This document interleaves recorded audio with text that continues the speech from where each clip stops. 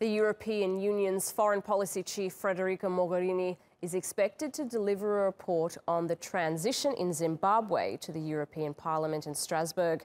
Zimbabwe's economy has been struggling with hyperinflation and high unemployment for more than a decade.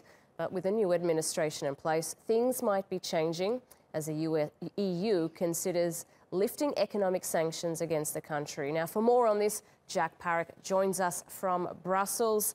Now, Jack, do we have any information out of the European Parliament? Have they made a decision yet on Zimbabwe? We have just seen Federica Mogherini begin her speech. Probably about 30 seconds to a minute ago she began speaking in the European Parliament. But it is hotly anticipated to see what she is going to do, how the European Union is going to try and reintroduce Zimbabwe back onto the international scene. Now, currently the sanctions that exist against Zimbabwe are really related to arms. There's a strong arms embargo against the government.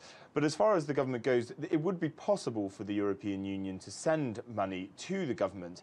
But since 2002, that hasn't happened. The only financial aid that's gone into Zimbabwe has been to non-governmental organisations to try and support education, to try and support things like access to water.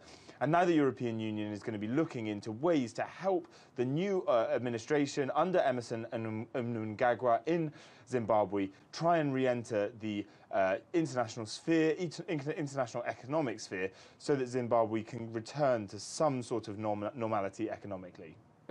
Well, we have seen indications, obviously, from the EU, as you mentioned, interested in helping out a new Zimbabwe. However, we're expecting elections in September, so why would they be doing it now? Why not wait till then to see whether or not Zimbabwe really is on the democratic track? Well, that's exactly what we're waiting to hear right now from Federica Mogherini, how quickly they'll go in. One thing the European Union has been saying is that it's very keen to consider, anyway, strongly, some sort of election observation campaign to ensure that Zimbabwe, the elections that we expect to come somewhere in September this year, are free and fair and that they are conducted in a proper way.